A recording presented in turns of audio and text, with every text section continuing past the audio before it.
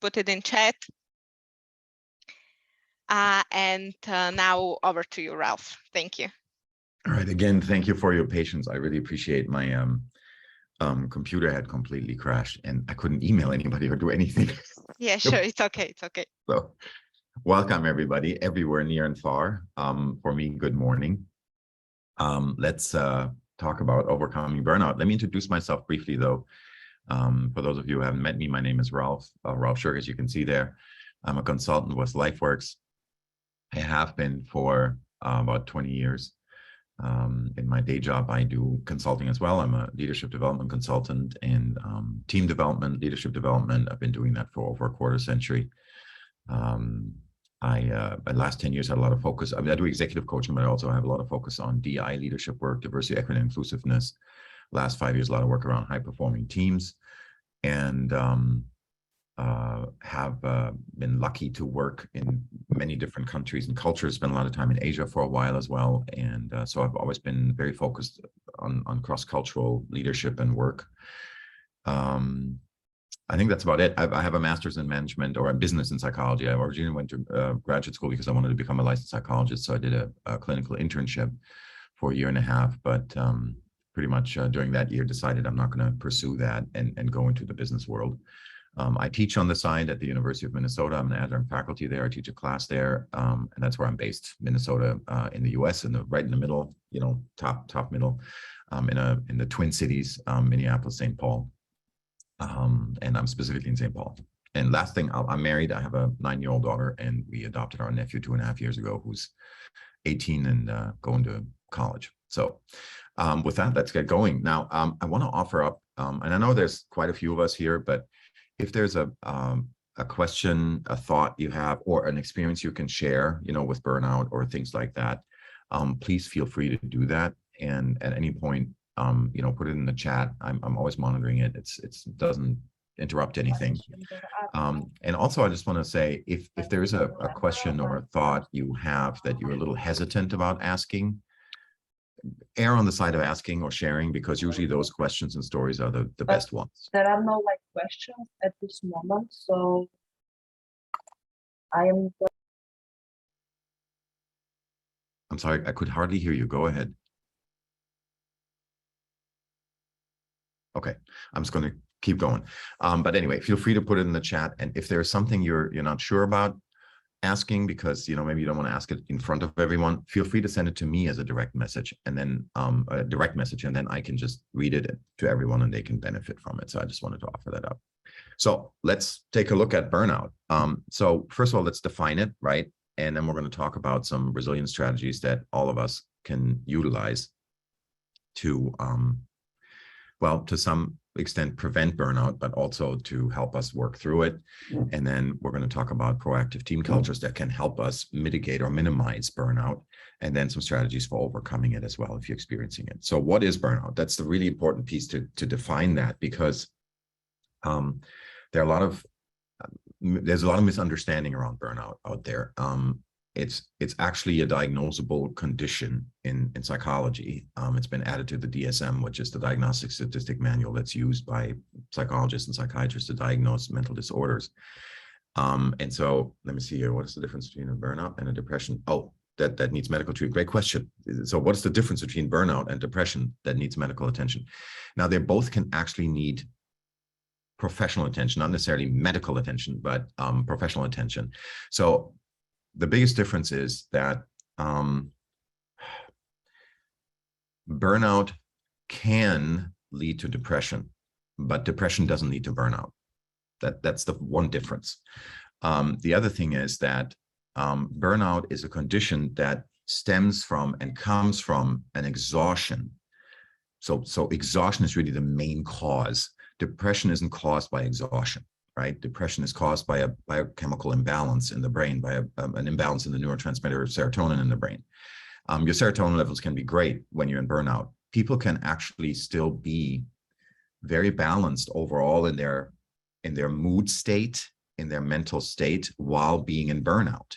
They're just depleted and exhausted because they never have enough time, and they're at a point where no amount of sleeping can fix it, if you will. Burnout is a condition where we are mentally and physically so exhausted and drained that I could be sleeping for a week and I still wouldn't feel better if I don't change the circumstances I find myself in, because the circumstances is what's bringing me into the state of burnout. My life and work circumstances have actually led to my state of burnout. So this is really important to note that burnout is a condition that is far beyond being tired, exhausted, drained. It's far beyond that. The feelings of energy depletion or exhaustion are constant. They're never not there, basically. I'm starting to have an effect on my mental ability, where I feel a sense of disconnectedness or distance with what I'm doing at the moment. I often don't feel like I can fully focus. It's almost as if there's a buffer between me and what I'm experiencing in front of me. I may start to be very cynical about my work. I may have a lot more negativity about my work, wonder why I'm there, maybe actively really dislike it, dislike the people I work with, dislike my boss, dislike the company. You know, there are a lot of feelings of rejection and negativity that I start to feel about my work.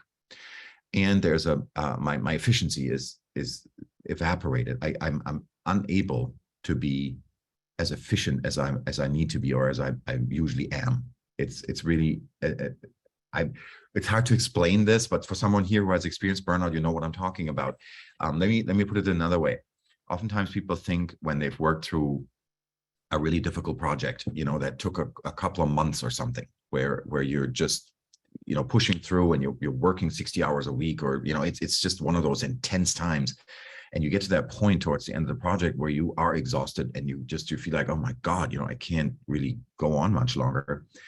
Where you get to that point, but there is this moment where you recognize, all right, I got to push through to the end. We're so close. And there's this reserve we all have, like this last reserve of energy we can utilize, and we pull from that, and we help ourselves to get that boost, and then we push through and we're done.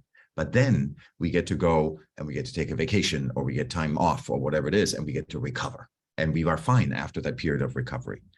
When I'm in burnout, that period of recovery will not actually fix my burnout. It won't get me out of my burnout, because it is tied to the circumstances. If my life circumstances and my work circumstances don't change, I may feel a sense of recovery after a week or two of vacation, but when I go back to work, I'm immediately back into that burnout, because this is what's actually causing it.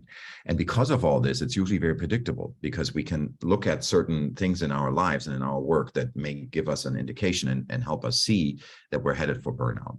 So it's a really serious condition is what I'm really trying to leave you with. And there are a lot of factors that contribute to burnout, okay? It doesn't just usually have that one source where it's just my job or just, you know, one thing. It often starts to spill into different parts of my life, no matter where it starts. Burnout can also start because my personal and family and home life are so exhausting. You know, it could be that maybe you have a family member who gets really sick, and you have to take care of this family member quite a bit, and you're giving most of your energy and time to this, and you're trying to balance that with work, and you're caught in this cycle, and that starts to cause you to experience burnout, because it's over a longer period of time. Usually burnout doesn't happen in a matter of a month. It's something that happens over a longer period of time. 3 to 6 months is usually the time period it takes before we actually reach a state of burnout. So it could be caused from there, or from work, or from other things, you know, going on. And then things like world events and systemic trauma, like dealing with the Ukraine war right now, and dealing with a pandemic, and dealing with inflation, and dealing with, you know, all kinds of things that are happening in the world right now, can contribute to our sense of burnout, because we might be reading about these things, talking about these things, taking these things on, you know, because maybe we're on social media a lot, or we're reading all the news all the time, and we are constantly, you know, taking in all this very upsetting news, can contribute to creating burnout, because we feel as though, you know, we can't do anything to change it, but at the same time it affects us, and we can feel as though we have no power or influence over things. So that can be very, very can lead to a great level of distraught, that where I'm just distraught over things. So all of these factors combined can contribute to burnout. Now, it is also on the rise. More and more people are experiencing it. A 2021 MHA Workplace Health Survey found that nearly 83% of employees reported feeling emotionally drained from work, which is a sign of burnout, and it can be a big part in burnout to feel emotionally drained. 71% of employees strongly agreed that workplace stress affects their mental health. So mental health conversations are really, really important to have at this point as well. And then nearly 1 in 4 employees experience more severe signs of burnout. And this is because of the pandemic as well, that, we all had to deal with so much over those 2 years of the pandemic, or even now still, but, really in the thick of it, that it has led to a lot more experiences of burnout for people. Now, 2019 Gallup poll, and this is before the pandemic, right, found employees experiencing high levels of burnout, or when they are actually experiencing burnout, are 63% more likely to take a sick day because, frankly, they're just spent. 13% less confident in their performance, 23% more likely to visit the emergency room, and 2.6 times as likely to be actively seeking a different job. Because oftentimes, obviously, burnout is tied to my work, and my work is something that I need to get away from in order for me to, fix this burnout, if you will, and get over and overcome burnout. The other one that I thought was interesting with the emergency room, and there's an anecdotal story I want to share with you, that an acquaintance of mine years ago, this was, he was an ER doc, and over a lunch or dinner, a meal we were having together as a group and stuff, we were just talking about what we do and our work and stuff, and he mentioned something that was really interesting, and it's come back to me when I was looking at this. He said that of the people that come into the emergency room thinking they're having a heart attack because of chest pain, he said, I would say, he says, give or take, obviously, not scientific, but he says, give or take, about 30% of those, a good third of those, have nothing wrong with their heart. They're actually experiencing stress-induced chest pain. And the reason I bring that up is that when I'm in a level of burnout, when I'm in burnout, I'm actually experiencing a high level of stress. High stress levels can lead to a lot of physiological effects and responses. And chest pain is one of them. And that's how powerful this state is what I'm trying to get at, that people literally might think I am having a heart attack, I'm going into cardiac arrest because of this level of pain I'm feeling. That's actually an outcome of burnout. So it's a very powerful condition that also has physiological effects. So the idea is we want to keep ourselves in an environment and in a space in our work and life overall, right, that manages this performance health curve in the best way possible. So the idea is that, and as you can see, so my performance and health, right, on the left side, and then my level of pressure that I experience in my life and work, not just work, can lead to different, let's say, states of mind, right? So when I have no pressure of any kind, and I'm just sort of, like that, boredom can actually be an experience. And then if there's some pressure, in terms of, and then pressure not to be seen as a negative here, but pressure really at that point seen as something that kind of inspires me to motivates me, motivating pressure, let's put it that way. Then you can see my performance and health goes up as if I'm relaxed, I'm in a comfortable place. And then there's that sweet spot, which is the stretch space. And that means I'm really at my highest level of productivity. And that's a place where the pressure, again, is such that it's still motivating to me, right? The pressure is a motivation for me. But I'm stretching, I'm learning things, I'm still growing, I'm acquiring new skills, I'm acquiring new knowledge, things like that. And I'm feeling that stretch, but it's a good stretch because I'm also growing and I'm learning, and my performance and my health are really high. And I'm very satisfied by my work. I'm very satisfied by my life, because it's actually good for human beings to be in the space where we learn things and we keep stretching. So continuous learning is very good for us mentally and psychologically. And that's a really good place to be. Now, it's fine to also be in the other places, at any time, don't get me wrong, right? So just want to be clear about that. We kind of go back and forth between, but that's really a sweet spot. Now, here's the thing. You can see when we get to that highest level of stretch point, we may reach that tipping point where we get into a strain now, where we're starting to strain ourselves. And that's when the pressures in life and in work get to a point where I'm overstretching.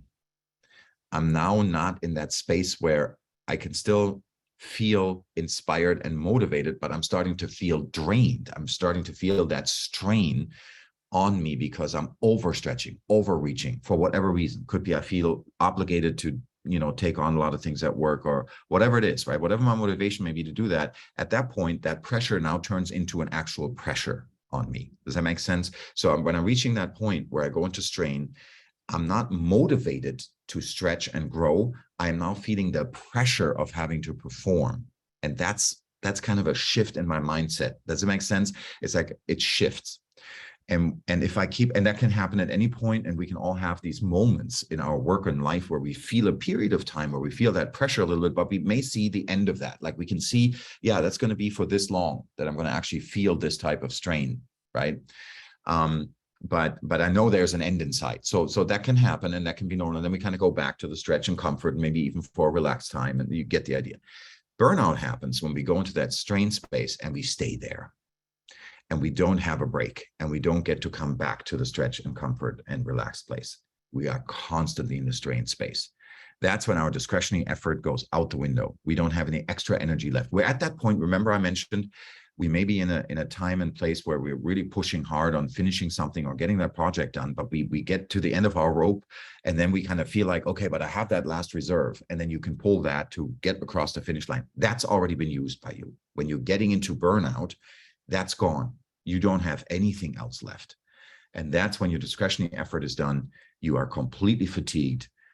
Your judgment is affected. You're making, odd decisions or not good decisions, or it's hard to make decisions. It's like we're sort of in analysis paralysis often, where we analyze something, we can't figure it out, or we're not sure what to do, that kind of thing. Or we make the wrong decisions, and 10 minutes later, we look back and go, oh my God, why did I do that? Why did I say that? That kind of thing.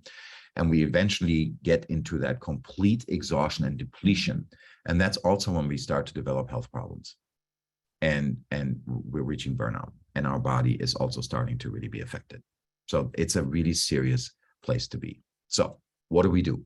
That's a good question, right? Fair question. What do we actually do about this? And how do we take care of ourselves in a way that we can minimize the risk of actually reaching burnout?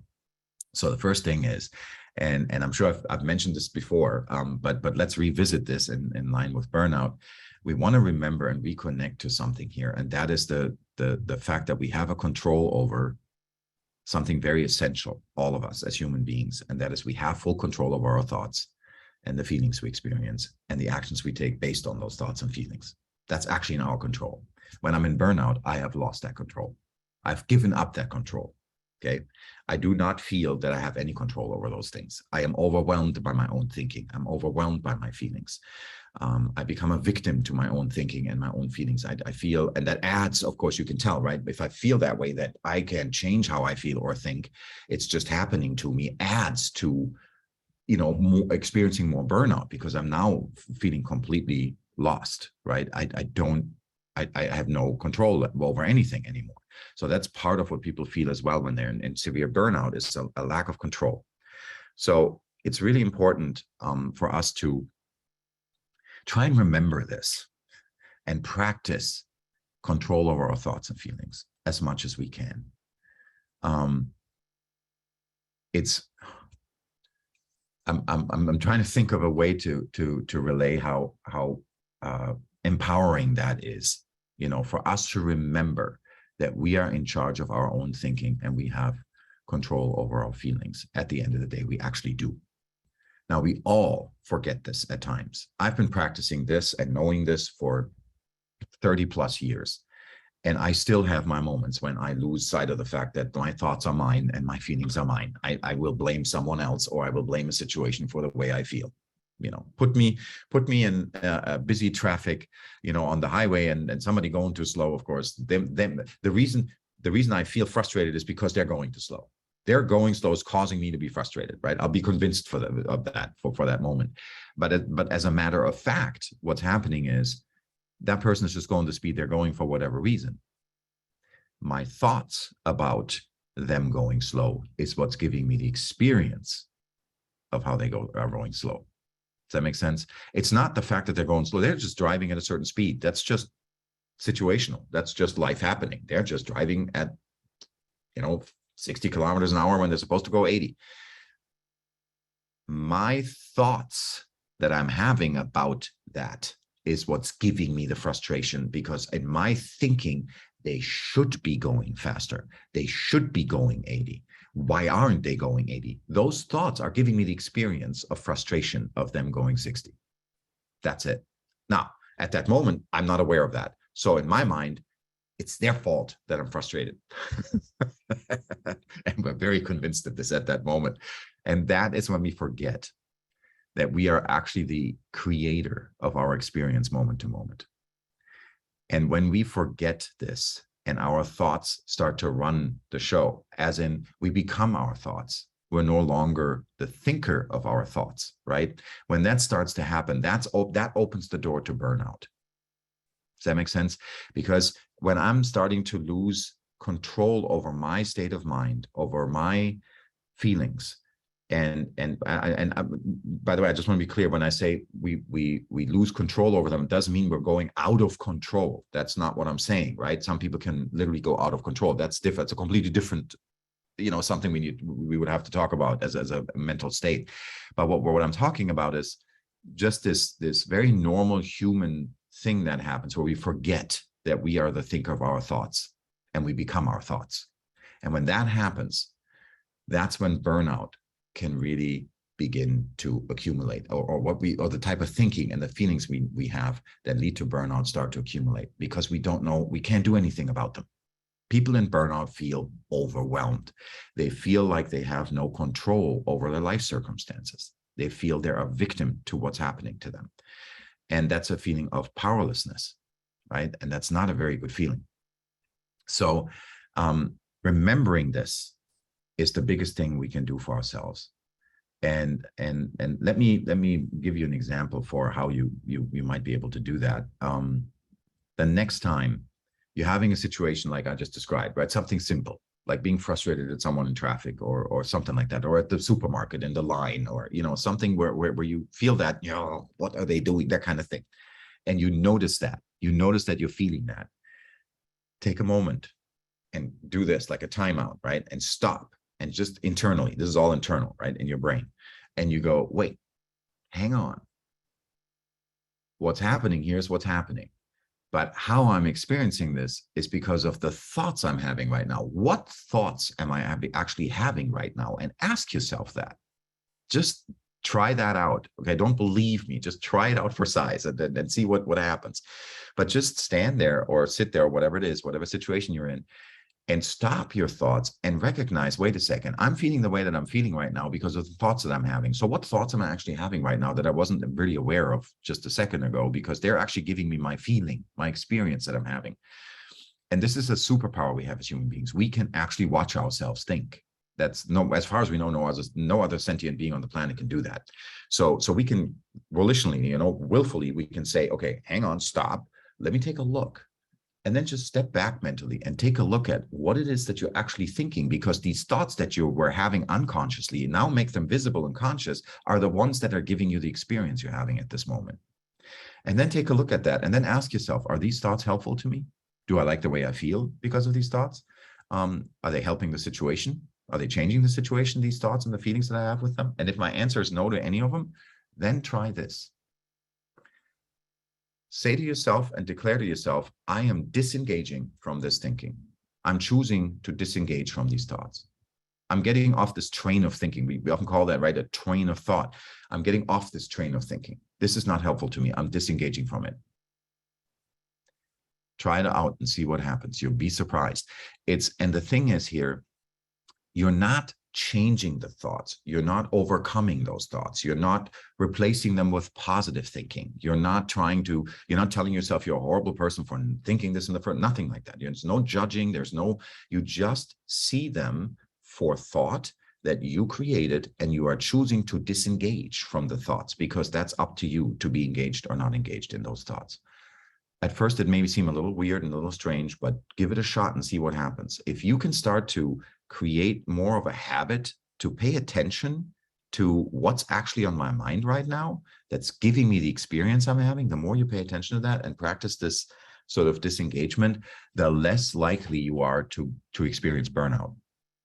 Now, it can still happen, obviously, but the less likely you are to end up in a state of burnout. So it's something to just consider and take a look at, because here's what happens in practice, of this. Because see, literally, I wouldn't even say most, I would say 99% of the personal, social, and occupational events, right? Things happening in the real world are not inherently stressful. They aren't. They're just things happening, right?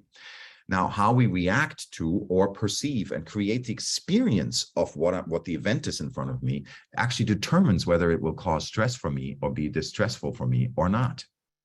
So how we actually experience this event and how we view this event is so important in our experience of what's going on around us, be it personal, social, or work. So that perception, that step that we take where we internalize what's happening in front of us, and we are adding the thought that gives us the experience of what's in front of us, will determine how we're going to actually experience it and whether we're going to experience stress or not. And then that's where that split happens and it goes in one or the other direction. Let me see, there's a question. Do you have some tools, exercise examples, how we can disengage from the thoughts you mentioned? I'll give you one. That's one I use. And feel free to use it. I call it the Karen. Now, this is not the meme Karen that was out there for a while. There's an American sitcom, a situational comedy, right? A comedy series that was called Will and Grace. And it takes place in New York. It's an older series. It was like, I don't know, mid-90s, early 90s, late 90s, mid-late 90s into the early 2000s. And it was a show about a gay lawyer living in New York who has a best friend, Grace. So Will and Grace. And they had these two other best friends, Jack and Karen. And Karen was this very flamboyant, outgoing, woman who was married to this very wealthy millionaire, husband that we never meet. It's part of the running joke in the show. You never meet her husband. And she's this very gregarious and just over the top kind of person. And here's what Karen would do when something would happen in front of her that didn't make sense to her. She didn't know what's going on. She would physically do this. She would literally do this. She would look at this and go, what is all this? What's happening here? What's going on? Like she'd just do that. What is all this? What's happening here? What's going on? Like she does that. That's what I do. When I notice I'm in a funk, when I notice my thinking is off because I can tell emotionally I'm stressed out, I'm frustrated, I'm, something like that. Like when I was trying to get on the session and then my computer starts to go funky and then it just crashes on me. And it's like, you better believe I was getting frustrated and stressed, but I noticed it and I went, well, frustration and stress is not going to change this. Why don't you just leave that be? And so what I did was, actually a great example. I was getting very like, oh my God. And then I noticed it and I went, what is all this? What's happening here? What's going on? What are you doing? Like literally that's what I did to myself in my mind. It's like, what are you doing? Like, what, you think frustration and stress is going to make this work any faster? No, it's not. So I literally disengaged from that line of thing. I just let it go. And I then just kind of got to refocus and say, okay, let me see. And then I realized, oh, I probably have to do this and this and this. And if I do that, then this should happen. And oh, and then this, and there was a short here. This cable, I need to do that. Boom, boom, boom.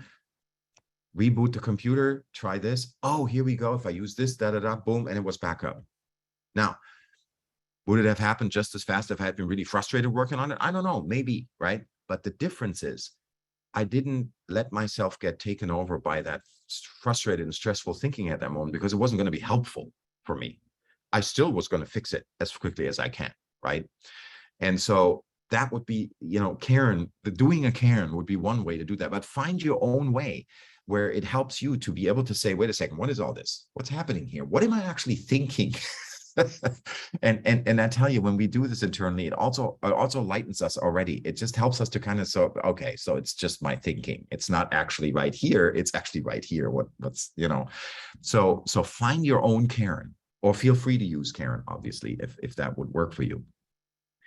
Then there is a stress response. We just want to be, just to differentiate. There is a stress response that's very instinctual, right? There's really nothing we can do about it. And that is the fight, freeze, or flight response, which is a very instinctive response when we feel physically, or we feel threatened in our physical safety or security or our well-being, right? Where we feel like somebody's going to attack us, or we're about to die, or something like that. So we're facing a perceived threat, real or imagined, and this, by the way, really shows us what we've been talking about, that thought and feeling, create our experience. Have you ever woken up from a nightmare in the middle of the night? And as you woke up, you were like, and you were just in full blown, like that stress response, like as in maybe you were falling off a building in your dream, or somebody was chasing you, trying to kill you, or something horrible like that. And you wake up from that nightmare and your body's in full blown, like this response. And then you kind of go, oh my God, I'm in my bed. Thank God. Right. And then you come back down immediately.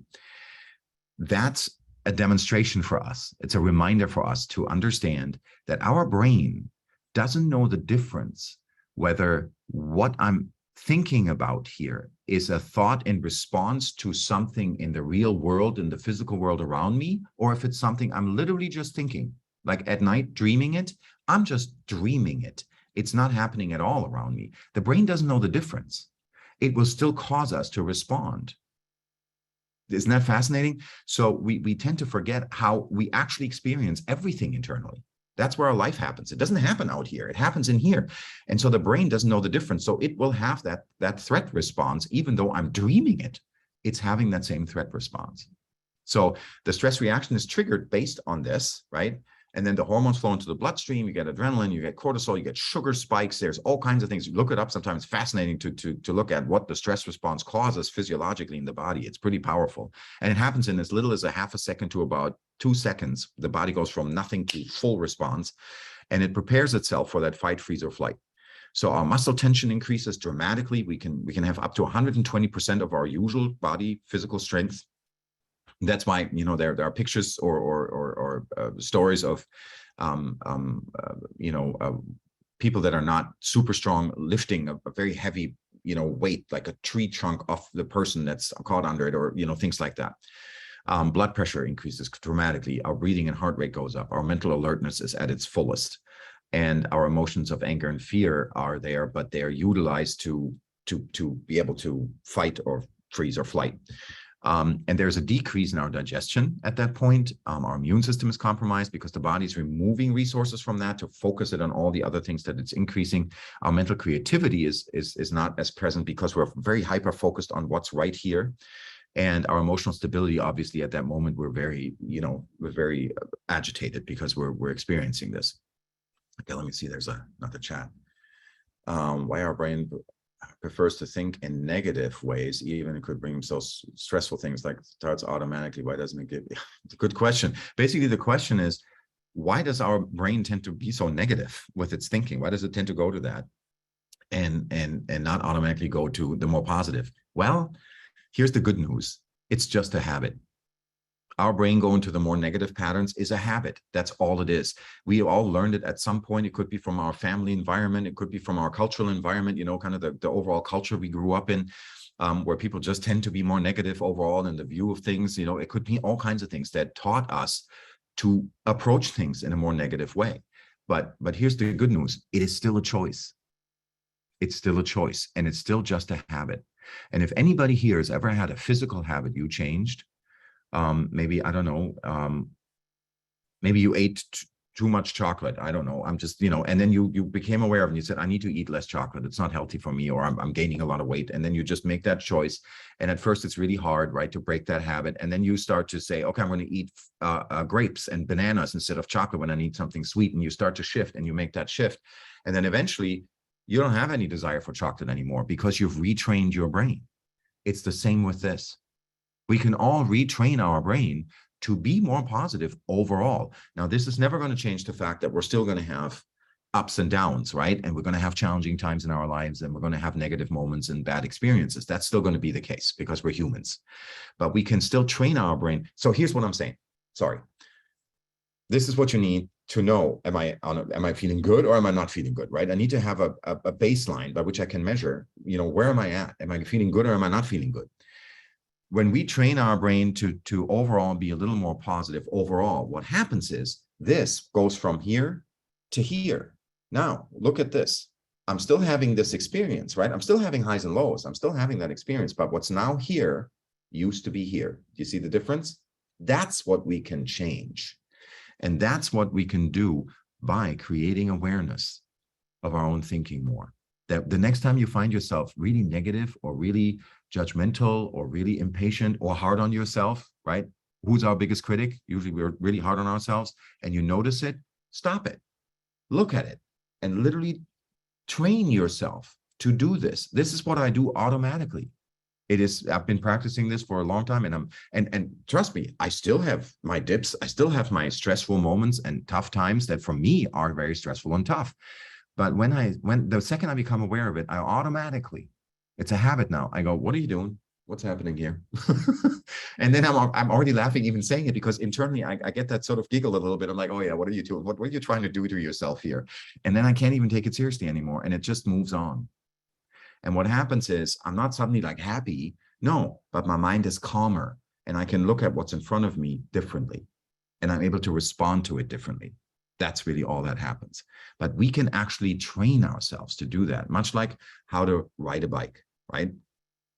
So then somebody's asking, how do you recover after burnout? I think of not finding motivation or love for things I generally like to do for days already, and to force myself to restarting. Okay, let's talk about that. Great point. This is one thing to think about. Am I taking care of myself?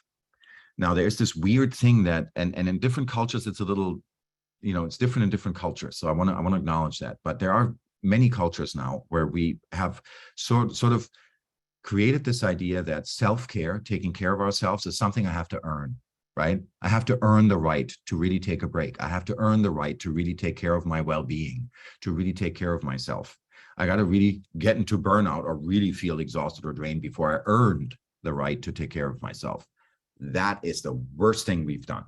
It is the worst thing we could have done to ourselves to create that situation, because it keeps us from taking care of ourselves when we should, which is before we ever feel bad and we get to that point.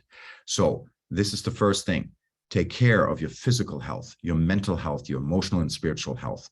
Make sure you do what you have to do to take care of yourself. Okay. Now, I'm going to tie more to overcoming burnout in a minute, but this is a big part of it, right? Yeah, great question. Somebody's saying, when do you, where does one get the energy to take care of yourself when you're just utterly exhausted? Great point. Well, that's called resilience. Okay. So let me tell you. So resilience is, people think resilience means I'm going to keep pushing through and tough it out and just keep going, in the face of tough times. That's actually not resilience in psychological terms. In psychology, we define resilience as the ability to be going through a difficult, distressful period in our lives, and being aware of this makes us take breaks from this distress as much as we can and as often as we can, to disengage from it and go do something and create a time and space for ourselves where we can recharge ourselves. We can recharge our batteries. That's resilience. To be able to recognize I'm going through a very difficult, tough period in my life, be it in work and my personal life, doesn't matter, but I'm recognizing that and I can see how it's draining my energy. So I'm going to make sure that I create opportunities, time and space away from that, taking a break from it, to recharge those batteries so I can then have more energy to be able to deal with that situation. That's actually resilience. Okay. So if you're in a place where you are so spent and burnt out that you don't feel any joy to do anything, you may actually be experiencing depression at this point. So I want to encourage you to reach out to EFAP, your Employee Family Assistance Programs, and to see if you can talk to someone to kind of, talk it out with them, a clinical professional, to see they may be able to tell you what's actually going on, because that could be a depressed state. Okay. But what we want to do is watch our mental state all the time, to not to become, so by saying all the time, I don't want to tell you, you're constantly like thinking about, what am I thinking? What am I thinking? That's not it. But to be aware, right? To watch the self-talk that we may be experiencing. And please look at Adriana, just put your link for your EAP support. So I want to watch what's going on. I want to make it a habit. That's it. I want to make it a habit to be just checking in with myself during the day. Like, where am I at? How am I doing? How am I feeling? So that I can reframe things the way I described, and find your own way to just play around. And you just need to play around with it. Trust me, it'll show up, and you'll start to see how you can utilize this. and be able to reframe things, which helps me disengage and feel differently about what I'm actually looking at in front of me.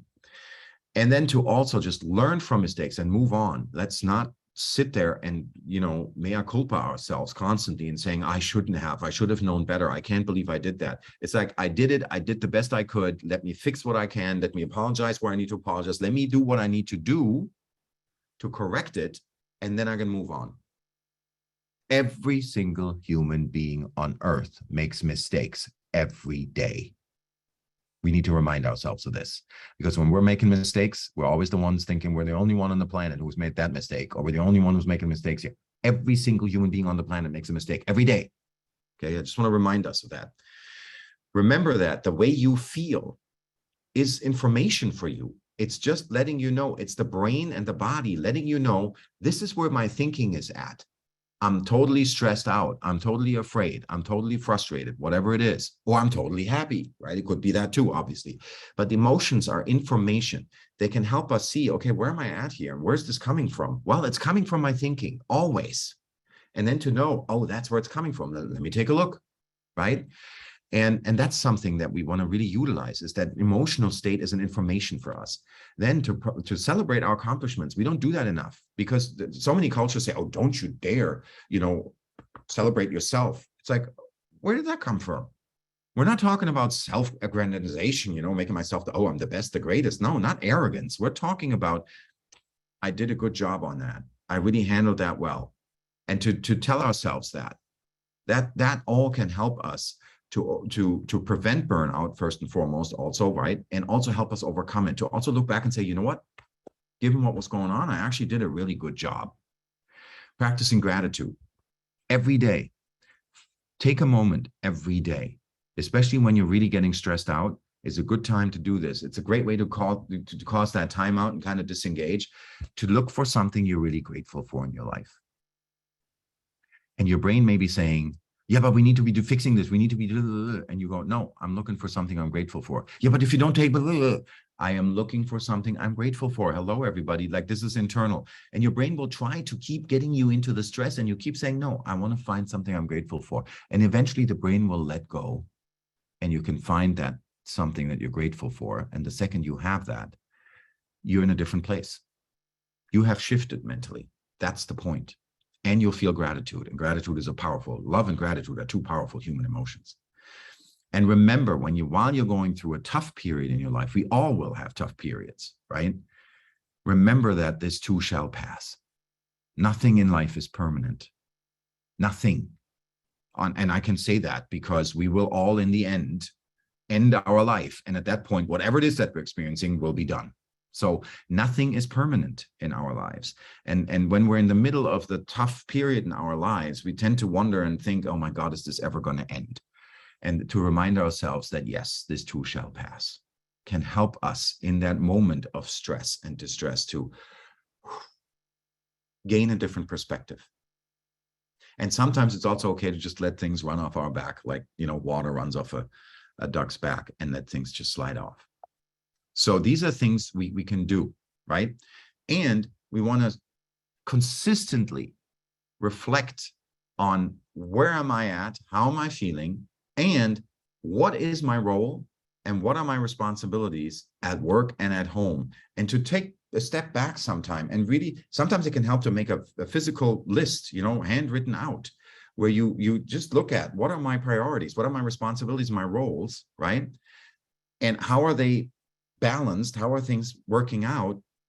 And where am I on this? Remember that health performance curve. Where am I? Am I in the strain section here? Am I fully in it? Am I in burnout? Or am I maybe in the stretch? Or where am I? So that you can have a sense around that and find purpose for yourself in and out of your work. What matters to you the most? And it sometimes can help us to remember, why am I in the work that I'm in?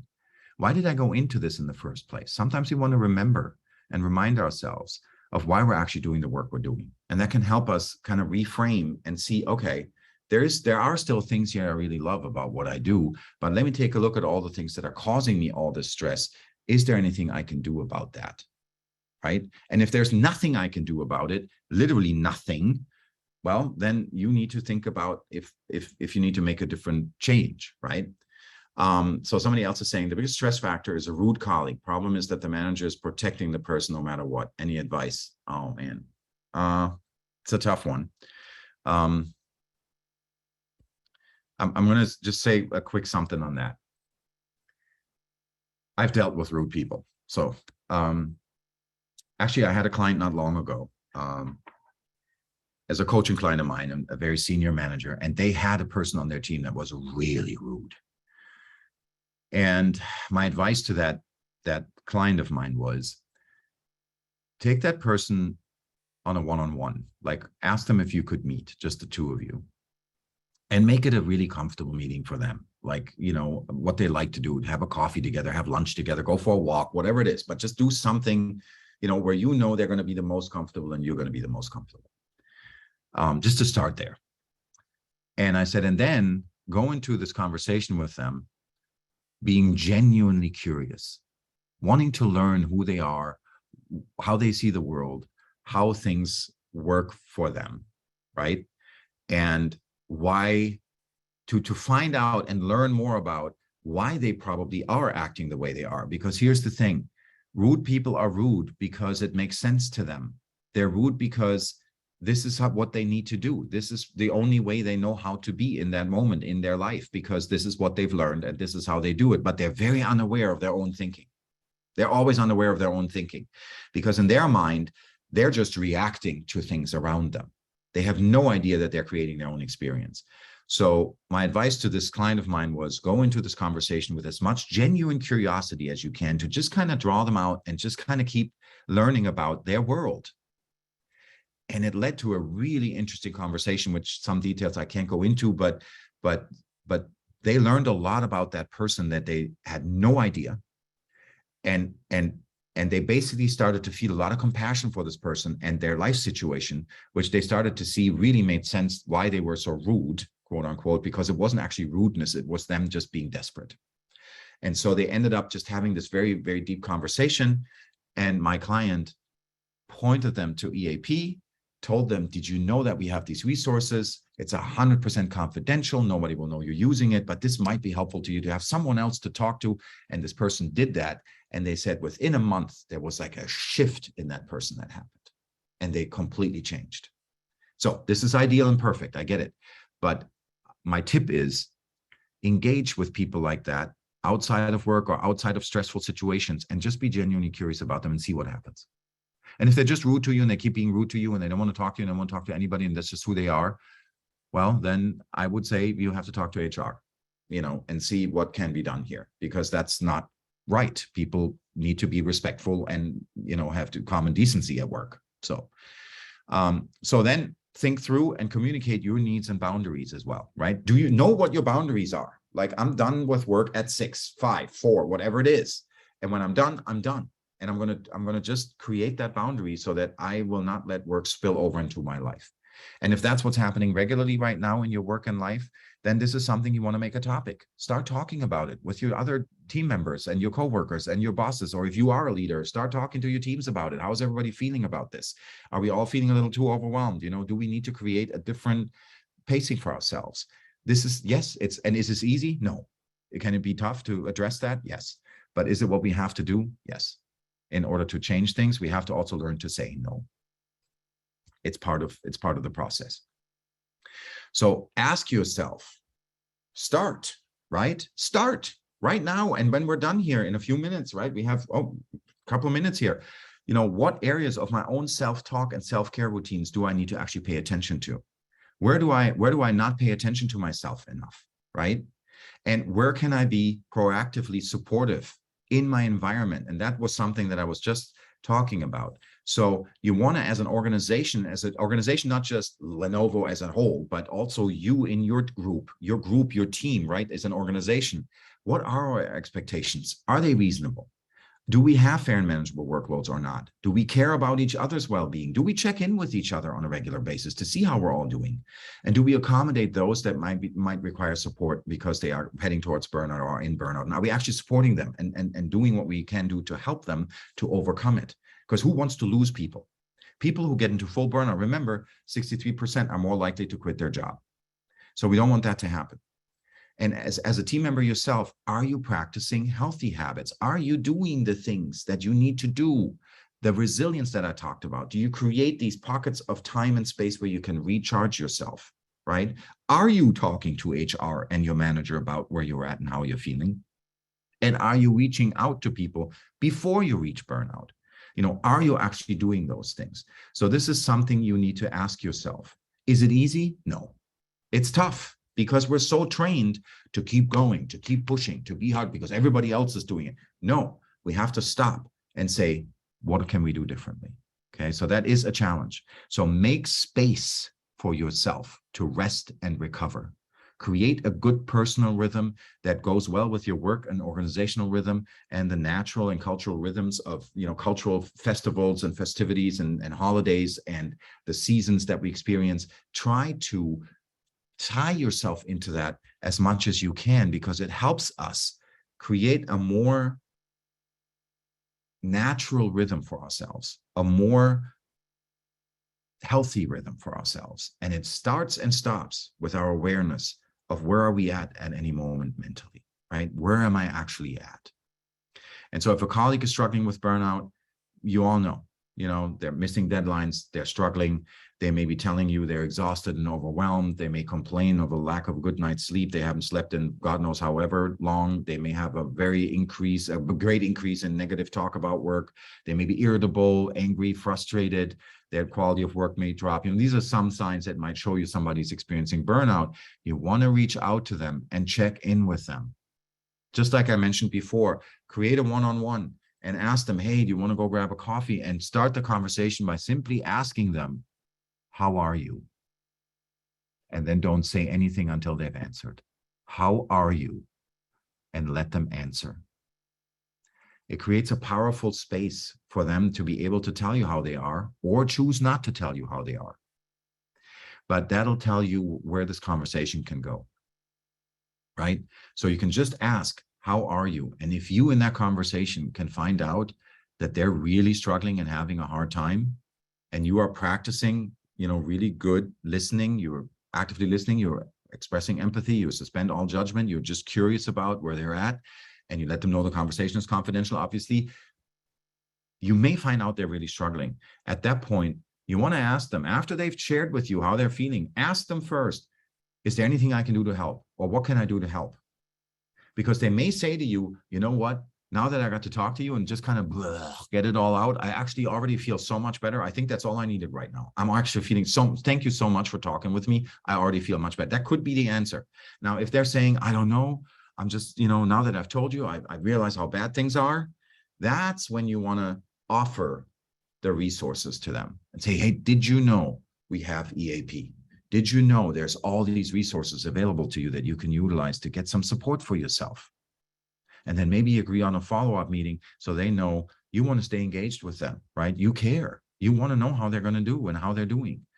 So these are the things we can do with each other to help create a different environment, right? And to ask you, what do you do when you're facing burnout? Are you taking action? Are you getting the support and help you need to make sure you stop what it is that you're doing that's causing you the burnout? So talk about it. Okay, we're going a couple minutes over because obviously we started late. I apologize, but thank you for staying on if you can. So talk about it. Talking is, you know, there's a reason why psychotherapy and talk therapy works, because when we talk about things, we express them. We literally press them out. Okay, there's lots of research that has shown there are different brain centers that are active when we're thinking about things just in our own mind and we're ruminating, right, and kind of keep chewing over and over the same thing. And when we're actually verbalizing it or putting it out there, it's a very different neurological activity, and it helps us create movement in our brain. So talking about it is a powerful step to take. Talk to your manager or HR, if, you know, either one, if you feel you can't trust your manager, or maybe they're, you know, telling you to tough it up, then you need to talk to HR. But hopefully you have a good relationship with your manager and you feel comfortable to talk to them. And this is another one, trust the loved ones, family and friends. Because guess what? Most people will say when they're struggling at work and they're starting to really have a hard time, most of us will say, oh, I don't want to bother my family and friends with my troubles at work. Plus, I should have it under control. I should be able to handle it myself, right? Well, I'm going to say this. go ahead and bother and burden your family and friends with your troubles, because chances are they're not going to feel bothered or burdened at all. They're going to be glad that you shared and talked about it, and so will you, because you will feel better. Okay, so I'm just going to say that. Now, your family doctor may be someone to talk to. If you have a therapist, obviously, that's always a great idea to just, talk to your therapist. EFAP, Employer Family Assistance Programs, not EAFAP, should be another source for you. And then try to take stock. Okay, am I doing enough for me to relax, to recharge? Am I actually doing that? If I'm not, I got to start doing it. Set boundaries between work, home, and social media, and try to limit social media. All I say is try to limit social media. It is not good for the brain. It's just, everything tells us it's not. So limit that as much as you can. So in conclusion now, right? Burnout is a depletion of energy without adequate time for recovery. Both individual and organizations have a role to play in preventing and addressing burnout. How we think about our stress, right? And self-talk has a big impact on how we experience things. Healthy habits are important prevention tools. Importance of making space for rest and recovery in your personal and work rhythms, and then active and empathetic listening when others share. And are you facing burnout? Talk about it and take action, and don't tell yourself, I shouldn't, I should be able to handle this. Why am I so weak? Just stop it. Just stop it. Okay. I'm just going to say it that way. And obviously utilize your EFAP through LifeWorks, and depending on, which region you're in and which part of the organization, you may have a different set of EFAP, but it's available to you. And if you're using LifeWorks, I just say to that, don't just use it when you're struggling, obviously, but that's when it's there for, and it's wonderful, and it's 100% confidential again.